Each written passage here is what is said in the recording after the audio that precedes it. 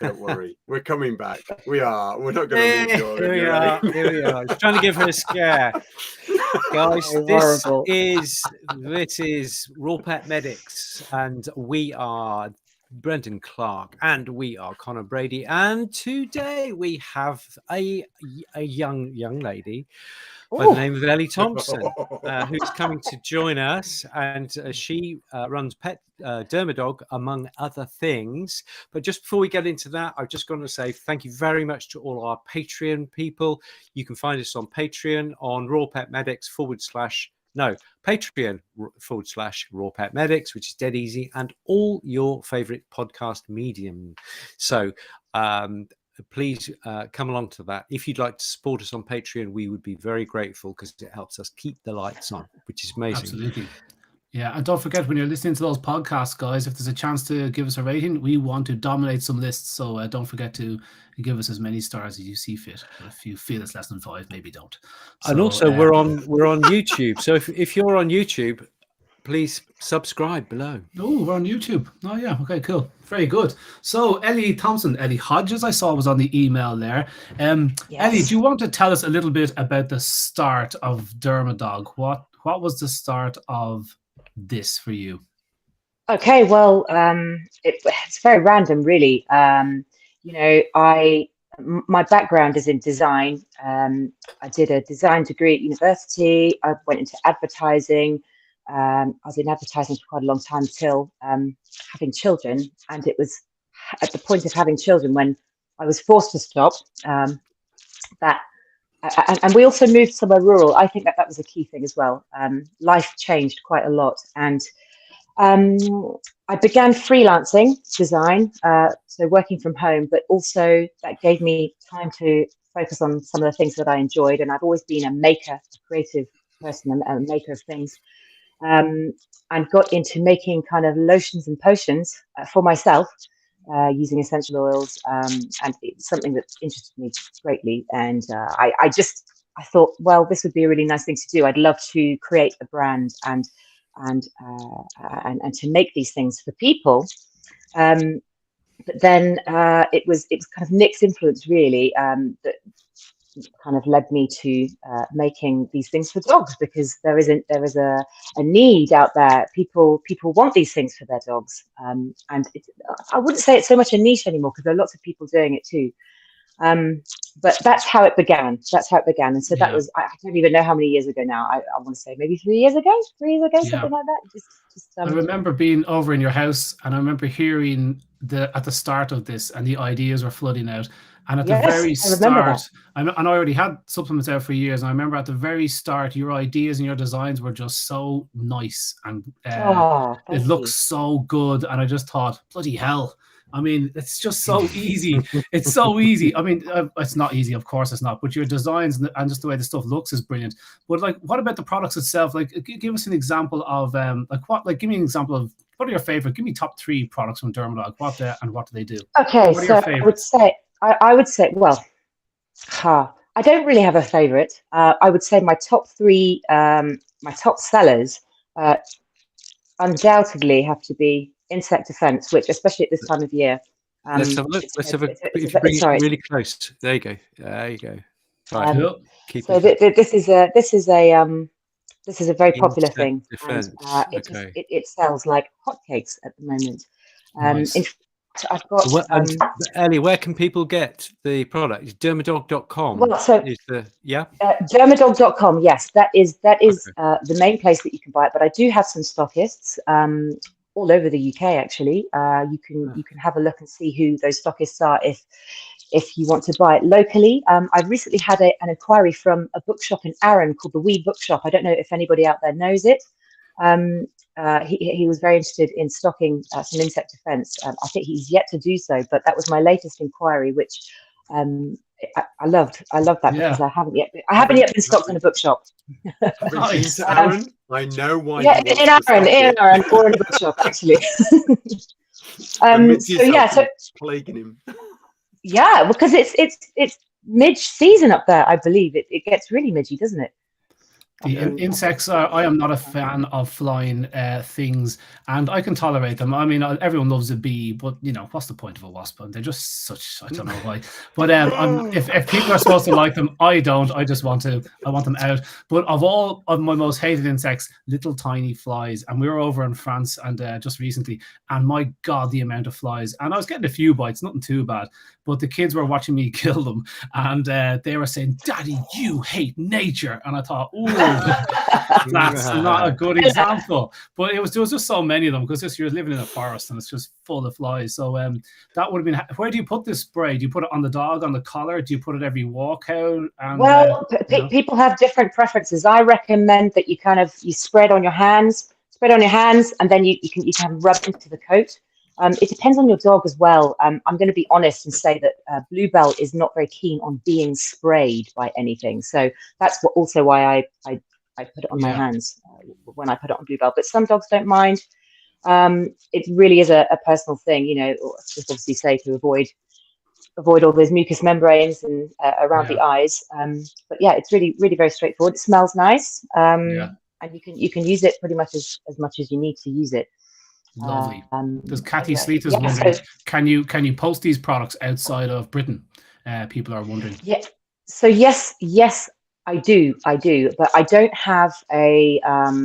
It's difficult. So you know, I've got people from Bulgaria, I've got people from the States, I've got people from Ireland. Everyone kind of wanting it, and it's always a different postage price. And I haven't yet got that ability on the website to be able to select the right shipping. So what I say is if you're in another country outside of the UK, just to contact me, and then I can provide you with a direct payment link, and then I can go and look for the best. I mean, it's gone nuts. To post stuff to Ireland is pretty bad. You know, I had somebody in Dublin recently. Yeah. It's so expensive. And to the States, it's even worse. You know, anything that's over say 500 grams, it's really expensive. So and it changes so quickly. So if you have the certain weights of your products, when we did initially, we were exploiting the shipping brackets that they had, and then things change, and suddenly it's just like a weekly issue. So yeah, shipping is a hard thing to stay on top of.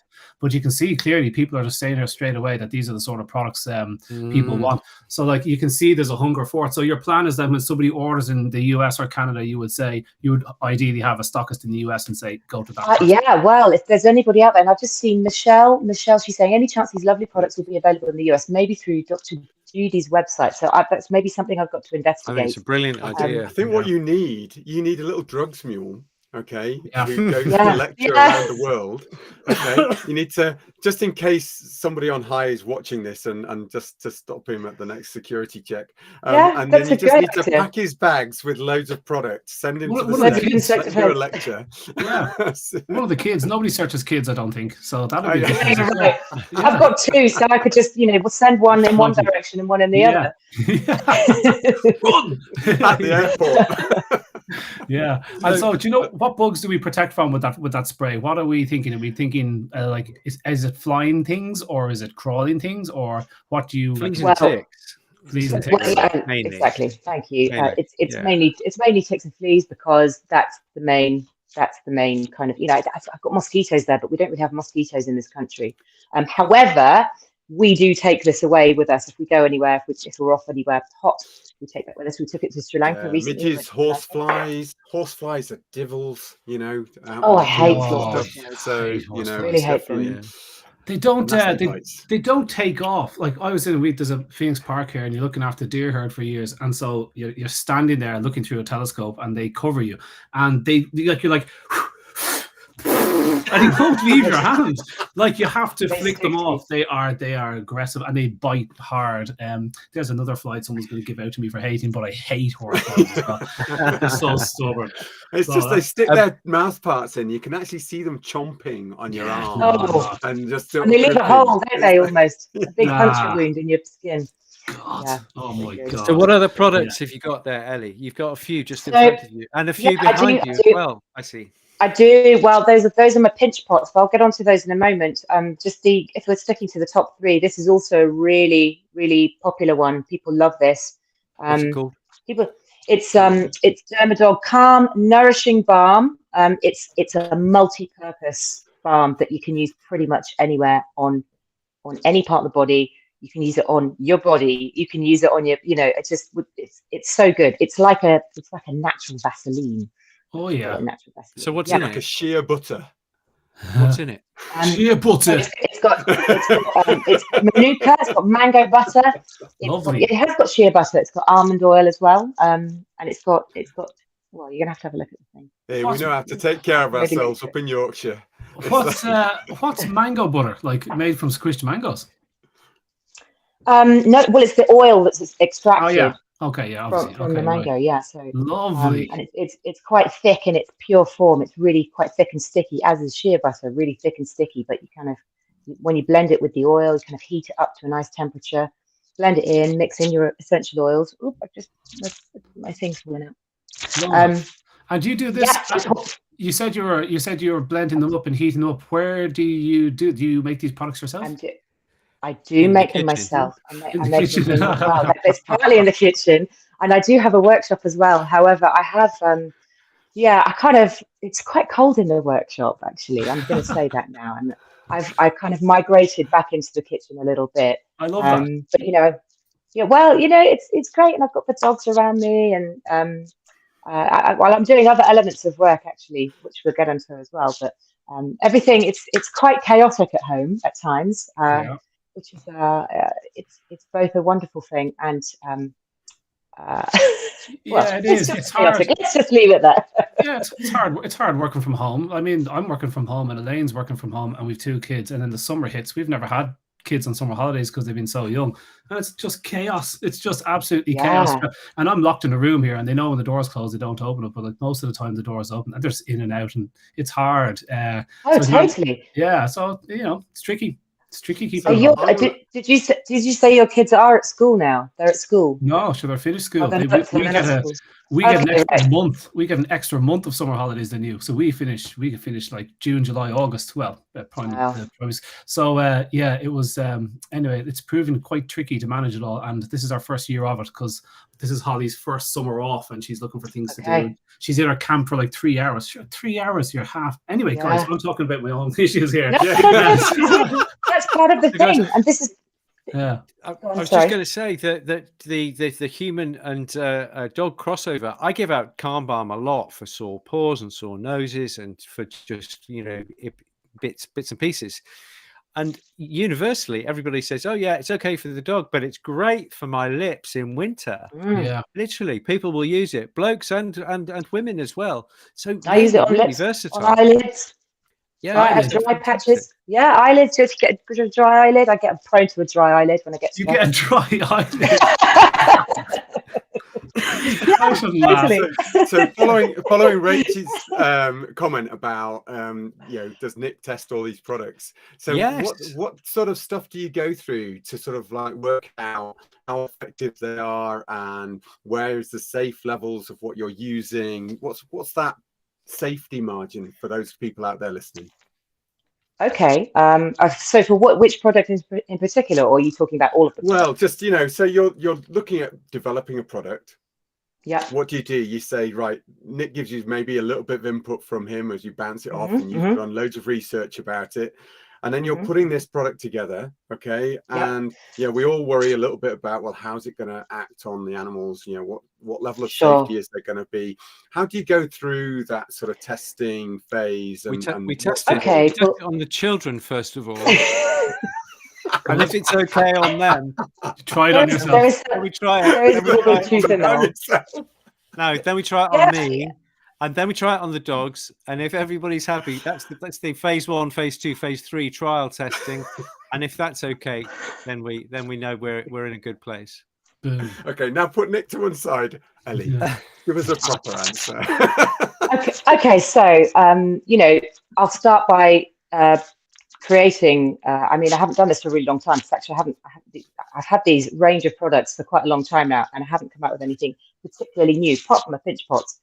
And I'd start off with, say, maybe 10 different varieties, and you can kind of increase things. You start with something very mild, very bland, knowing that I guess you go on the basis that these recipes are used on humans, kind of like tried and tested.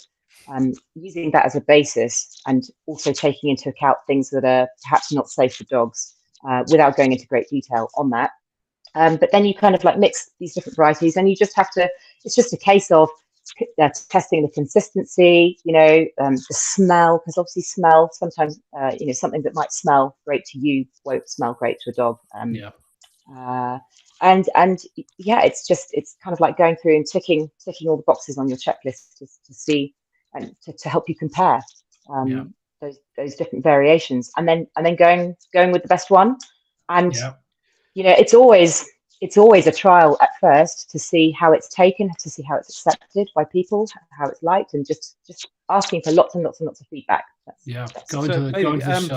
Pam Thornton is saying, how long can they keep after opening? Calm Balm. Calm Balm or the shampoos. Yeah, show us a few shampoos, maybe. Okay, so shampoos. Right, you've only got the small one. He's such a salesman, isn't he? He's just like, come on, show us your products. Thank you. Yeah. So here we go. This is Itchy shampoo. That's in a small bottle there. That's it. Itchy, glossy. Ooh. I've got a conditioner as well for those that like to do a bit of grooming. I know that everybody wants to wash their dogs in these. So what's the difference between glossy and silky? Yeah, I can tell you from the silky is the conditioner. The silky is the conditioner, of which I only have one, and then the glossy is a shampoo. And that differs to the itchy, because the oils in the itchy are, they're selected for their properties of repelling insects and soothing skin. What oils are in the itchy one? I'm interested.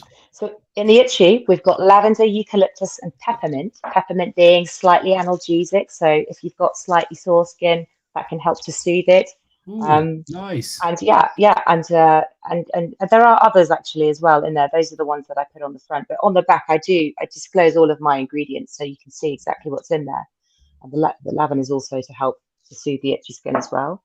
And in the glossy we've got rosemary, lavender, and lemon. Rosemary just great for the follicles, to help kind of stimulate hair growth.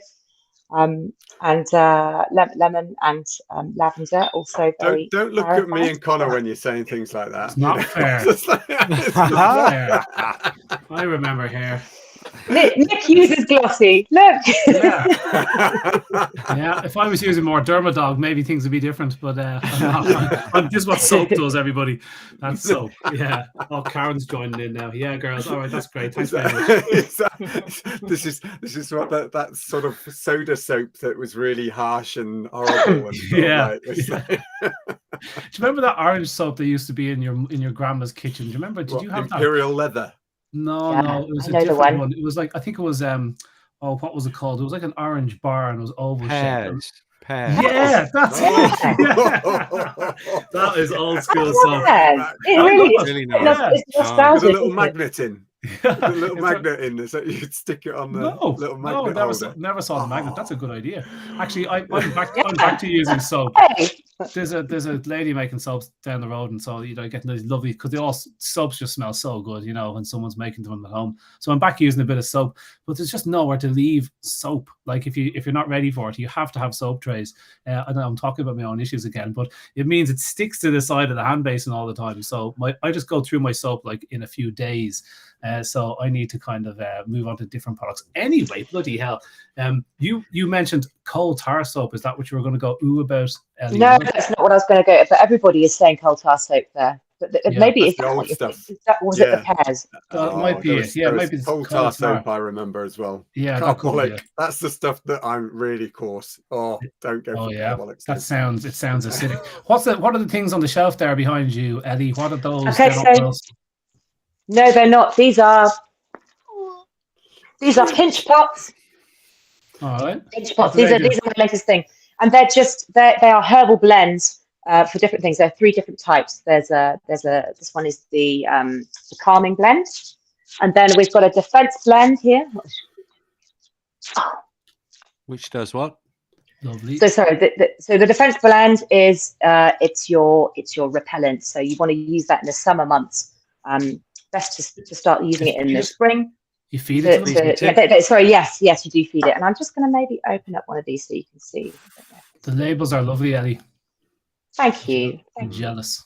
And you know, I should have got one information here. Basically, she's got these enormous, great plastic buckets, and so she'll bring a dozen sacks of herb into the kitchen, and we'll measure out from each sack into this enormous bucket, and then we'll mix it by hand, and then we'll hand fill every single thingy up to the appropriate weight volume, and that's how it's done. Literally handcrafted. It's really cool. And the kitchen smells amazing. I wear gloves. Yeah. Okay. Yeah. Nick doesn't. Straight out of his vet. Straight out of expressing some anal glands. Give me the bloody herbs. I want to know: are you paying your kids more than the minimum wage to fill those pinch points? That's So where did all this come from, Elly? You kind of dropped in at the very start that you have business eye. So you have other things on the hop as well as this. Well, no, actually, the other thing, it's not my own business, and you know, some of your viewers will probably know because they are they're Nick's. Some of them are Nick's clients, and I, for the last year, have been helping Nick with Holistic Vet. He moved his practice just over a year ago, and I hopped on as his practice manager. So I've been doing that for the last year alongside dermadog, which you know, you can imagine at the very beginning what my reaction to that would have been.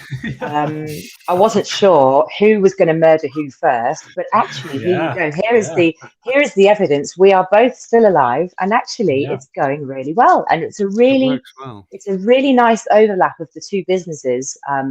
I get to know his love, and I'm just going to say hello to his clients out there, whoever's watching. I know that some of you are there.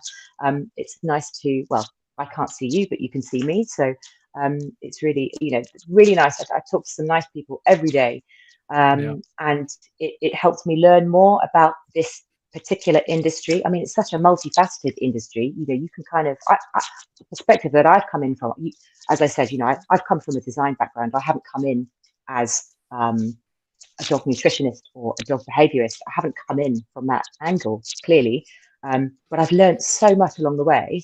In terms of looking after our dogs. Obviously, I've got massive help on hand, but it's been a really great thing for me. And so, what was that? I can't remember the question you asked. Connor. What was your? I've got a question. I've got a very pertinent question there after what you said. So, what's the best thing about running your own business? And what's the worst thing? What do you not like? Give some advice for people that are starting off. People always ask for when you're in the thick of it. What was like? Give me some tips of things you wish you did and things you're happy you're doing, or whatever. You know, your favorites. Okay, well, I think it's very much a personal thing as to what the good things would be. And for me, I think it's the freedom to be able to do things in the way that you want to do them.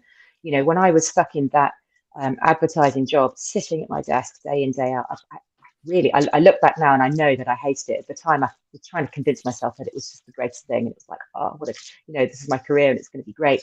But actually, in comparison, since having children, which changes everything, you know, I'm able to just weave everything around and make it all work together. In terms of for Nick as well, because he's now from home, working from home. And so the good things it's the freedom and the flexibility. It's being able to learn things as you go. You know, learn things that you'd never learn, I suppose, before if you didn't have that opportunity. What else was I going to say? That was just on the tip of my tongue. Well, I'm just going to say that on the flip side of that, it's just that everything can be quite chaotic, you know. As Connor, maybe you were kind of touching on that, you know, having your kids at home and one thing kind of weeks into another, and so it's kind of difficult to take a break from that sometimes. So you have to be quite rigid, and in your mind, you have to have the things that you enjoy, and you separate from everything. You just have to compartmentalize, I suppose. And you never really escape. You never really. You know, you don't just pack up from work and then go home and then think about something else. It's constantly there. Constantly, yeah. I wonder, is it the same for vets? Is it like, because you guys both ran businesses, so like, is it the same? Like me and Elly are in, essentially manufacturing and trying to do everything. You're trying to wear 20 hats. And when you guys go in to run your own business, are you running your own business, or are you focusing on being a vet and then bringing in a practice manager, or do you feel you're a jack of all trades at the start as well? That's an interesting thing. Well, do you want me to go next? I think from a point of view of me for conventional, definitely you become a jack of all trades. I mean, it winds people up when you're having to think marketing, finance, how all the HR stuff that has to come in. You've got to do all the DIY. You've got to know all the computer systems, how they work. You've got to know what's going on with the internet speeds and everything else if you're doing remote stuff. There's just so much behind the scenes, but you want to be the best vet you possibly can and care at the other end. And then a number of times I've been asked to leave work at work, but I'll be answering people's messages, or going back in to check on patients like I'm going to be doing after this, just to ensure that care is there. And so it does become one of those things that actually, if you're in the veterinary industry and it's not a vocation, it will drive you nuts. Well, if you see veterinary as a job, then you will be able to tell that vet, that vet will be just, almost switching off in the second half of the day, and you get to see that there are some great vets out there that you can tell it's a vocation, because they will talk about your pet to you day in, day out. Doesn't matter whether you see them at a country fair or in the practice, they will be more than happy to talk about what happens in veterinary. And that's how I tell the difference between those vets that see it as a vocation and those vets that see it as just a job. Like, I mean, and it's like Nick's talking about stuff, in his off time, online all the time. It's one of those things. It becomes a vocation. Young vets couldn't see that coming, though. You go into college and I just want to, be with animals and work with animals, and then the bit you don't see as well, you've got to manage staff now and premises and books and bills and all the stuff that comes with it. Like, that is a full-time job alone. I mean, you have to be your own practice manager before you get a practice manager, and you've got to do all the like with your job with veterinary, you have to put in a lot of man hours to the one thing you're doing. But when you're running a business, you can flip from things to things, and you don't have to be. It doesn't like no one thing demands my time all the time, So that's pretty hardcore. It must add to the bit of stress that is being a vet. I mean, that's a lot to be doing. Don't get me wrong. Look, there's delegation. Absolutely. We're now at a staff of 30. We were at a staff of 15 when I joined Tower Wood. It is just it's one of those things of having the foresight of where you can manage and run the place, and you need to be able to delegate other tasks and be able to manage the reports that come back in. But in order to be able to manage those people and delegate, you need to understand their job roles. And that's the thing. You can't just sort of like go, I haven't got a clue, do it, because you need to double check it's fitting with the way forward. So that's from a veterinary point of view. Nick, are you sort of like, is this, you've just delegated everything to Elly, and Ellie's managing your life? I mean, she's been quite modest here. She is basically the practice manager. She makes, I do the clinical stuff up front, and she does all the rest. She does the insurance and the books and the posting out and feeding the dogs, flurry, and feeding the dogs and running the house and doing the digital stuff and doing the dermadog. So what do you do, Nick? 5 in all. Yeah. I take the dogs out for a walk in the morning. That's it. It's a very important job. I'll have you know. He blows the tent up. That's what he does. Yeah. That's what, if I remember rightly. It's not falling down. Yeah, we're all in small business, and it's hard running a small business. It is hard. It's just hard doing everything at the same time and trying to do it well. So it must be great, because like if Nick is in small business and then a designer comes along, I mean, that's going to be so good for business, because a lot of people have great, products and great businesses, but it doesn't look great. And you've got 1 second to make an impression on people. And so it's nobody really thinks about the design and even how the things look. So even trying to be a designer, everyone tries to design their own labels at the start. It's always a disaster. I spent years thinking I'll just design. I went to Dragons Den with my own labels, and I look back at them, and they are so rotten. They're so naff. I got kilometers of this stuff printed, plastic packaging. Oh, I know, that's the thing, isn't it? You got thousands of the things. I had a typo on my first set of labels, and I was kicking myself. So awful. Yeah. There's no way you could use it. So I've still got those somewhere, thinking I'm probably going to use them for something, but of course I never will. You're definitely not. Yeah, guys, I've just thought of the fifth thing which Elly is engaged in, and is absolutely driving it, and it's a really good example of her design, and that is she is pioneering the Holistic Vet shop, which is coming out at Edition Dog Live at the end of August, and from then on it's going to be a whole portal of natural holistic products which have been tried and tested by us on our dogs, by my clients, and what have you. So it's going to be like Marks and Spencer's, except really good for you and your dog. Yeah, and really, it was kind of this thought of doing this shop came about because currently, lots of your clients will email in with what they want, and that's a real faff for them to have to kind of write in with that detail every time, and then they get an invoice, and then it's just so much nicer for them to be able to browse and see what's available, see how much it is. They might be having a sleepless night and thinking, I need to go and buy some eco ears or some, I don't know, deer velvet or something. And so it'll be a really good thing. And because it ties in with the dermadog shop as well. Cool. So we're going to do that. And it's just a little bit of work, And again, so that's another tricky thing. It's just like finding time to fit that in. So we've been just working on it. Brent, have you got any of those images that I sent just to show, just because Elly is actually really good with this design stuff. If you have a look at dermadog.com, it's brilliantly laid out. It's just super simple but really punchy, impactful, and she's kind of done the similar but slightly more clinical with the Holistic Vet shop.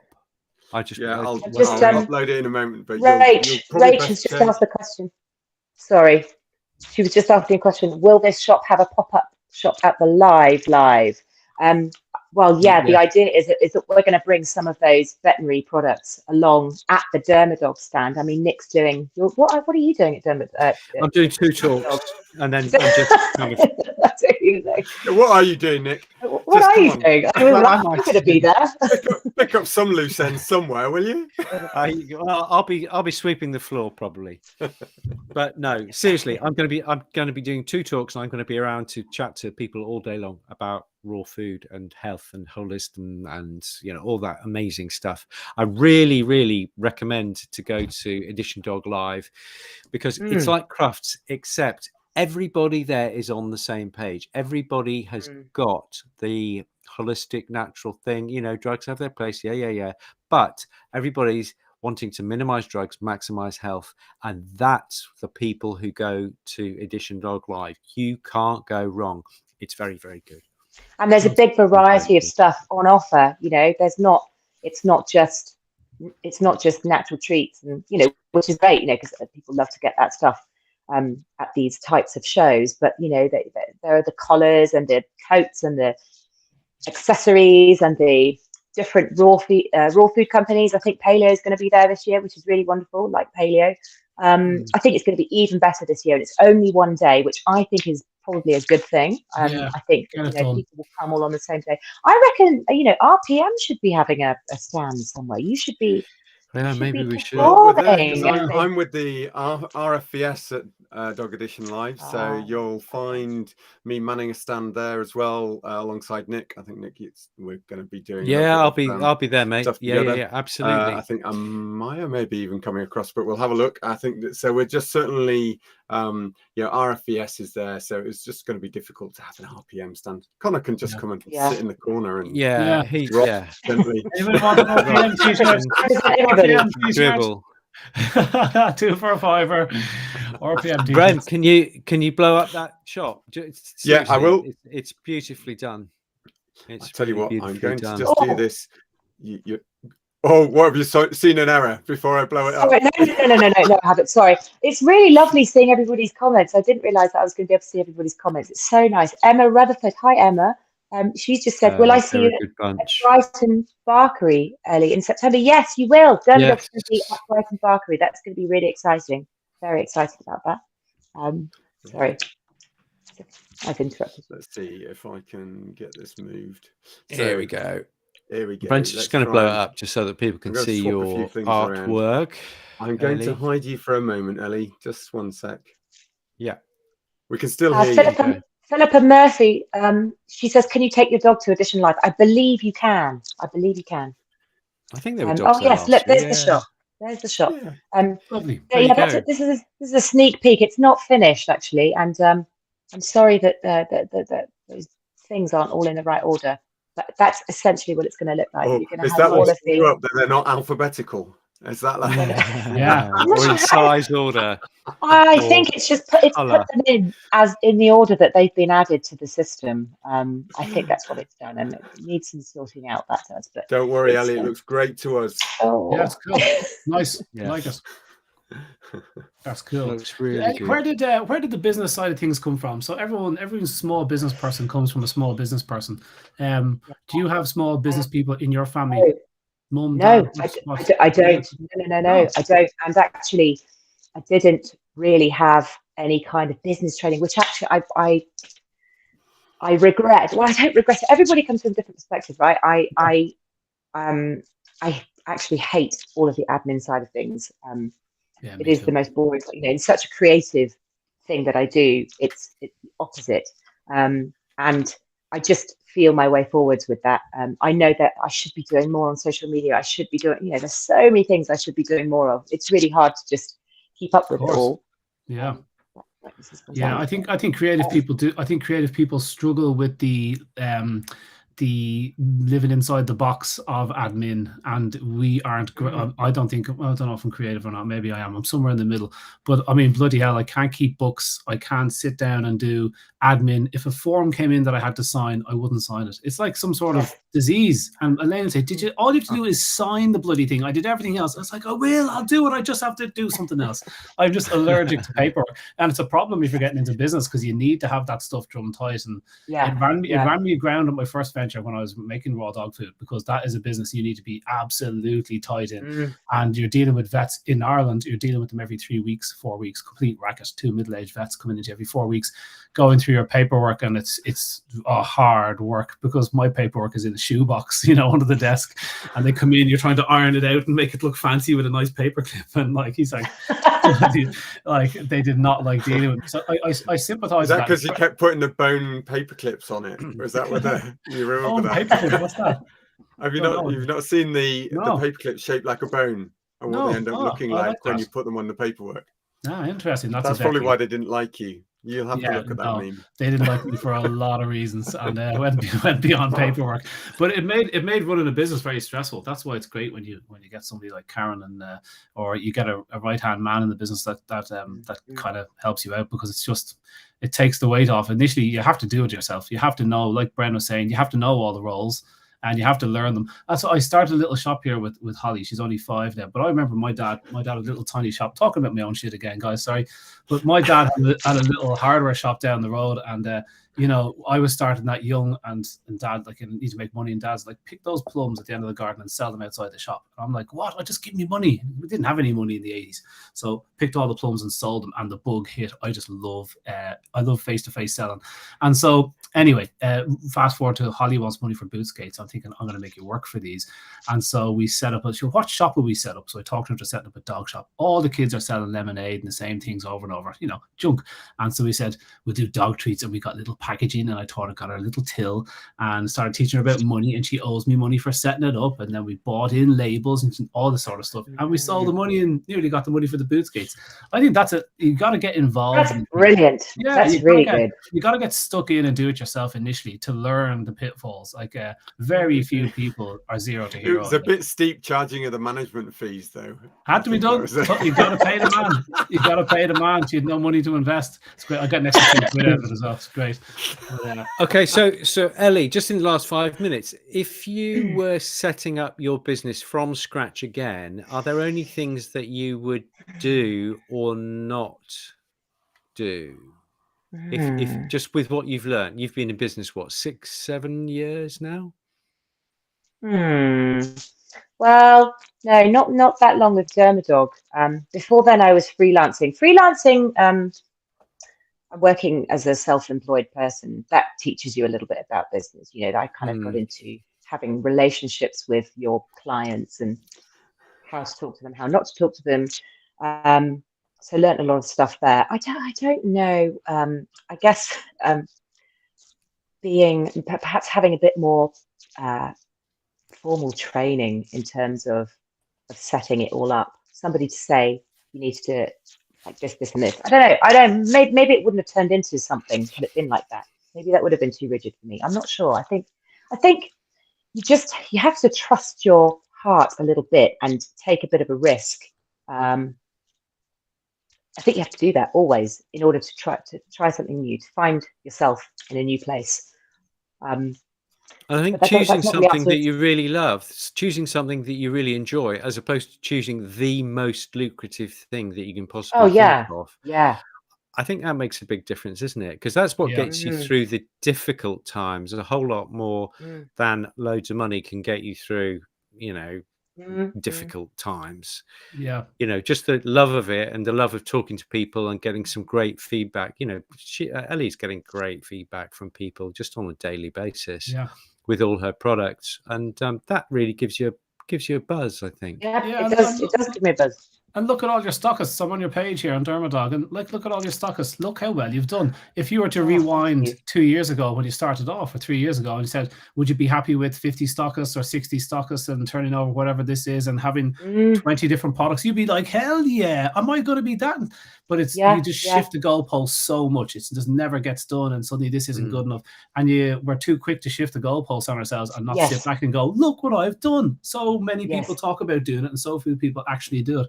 So it's cool what you've done, but we rarely sit back and pat ourselves on the back. We just go, no, I need to do more. Look at all the stuff I'm not doing, So it's like a never-ending race, but it's you got to sit back and smell the roses sometimes. I think it looks great. Look at all your stockists. If people want to stock this product, Elly, where do they get in touch? Go to Dermadog, email you there. Yes, they can do that. They can email me directly at woof@dermadog.com. Nice and easy to remember. If you're interested in doing that thing. Likewise, if you've got an inquiry about whether I could send it to you, if you're living abroad, I can get back to you and let you know about that. Where do you supply apart from the UK, Elly? Well, Bulgaria. I did have a stockist in Italy, although she hasn't ordered for a while yet. But Bulgaria, so in Sofia. And also, Dubai. And Dubai, yes, Dubai. There's who's stocking you in Dubai? Who is in Dubai? Fairchild Pets. Nice. Look at his shop. I'm also stocked by Paleo Ridge. They stock my wash bars, and also ProDog Raw. They stock my shampoos and my sprays. Cool. I mean, there's just talking of small businesses. There are a plethora of small businesses out there that I do business with, and it's the groomers, and there are kind of like pet boutiques all over the place. And if you are one of them watching and you'd like to stock my products, then just give me a shout. I would be really happy to talk to you. So that's cool. I just have to say one thing. Just Emma Rutherford has just reminded me, and I've never heard anybody else say this, but Emma uses the insect defense spray. Oh no, is it the itchy spray? It says itchy spray here.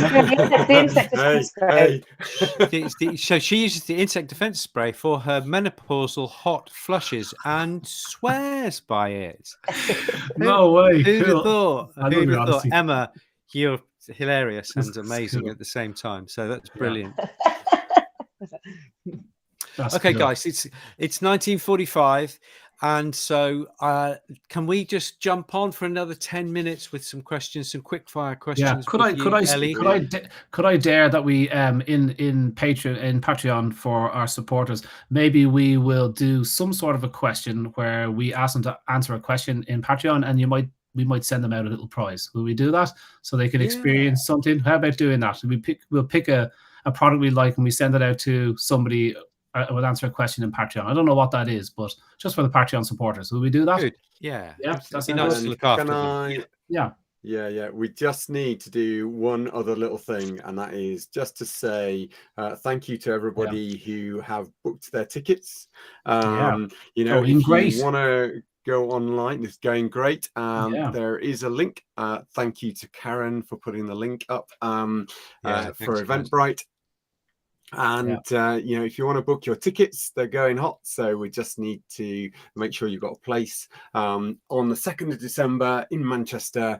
Come join us for the real live some great sessions booked through, a little bit of entertainment booked for the end to enjoy ourselves together. So we'd love to see you there. If you want to get online, just look at us for the Eventbrite link. Thank you, Karen, again.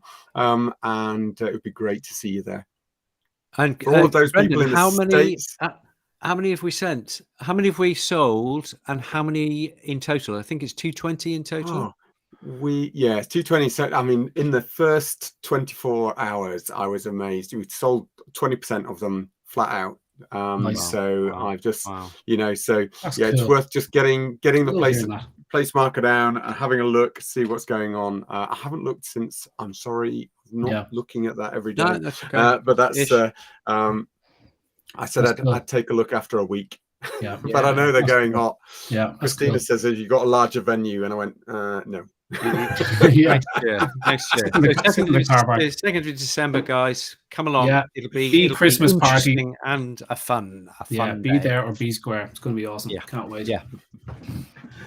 All right, brilliant. So if you guys want to switch over in about an hour, you'll see some more stuff live with Elly.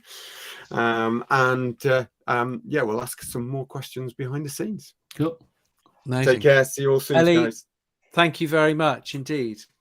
Thank you. Thanks for having me. It's an honor. It's an honor to be here.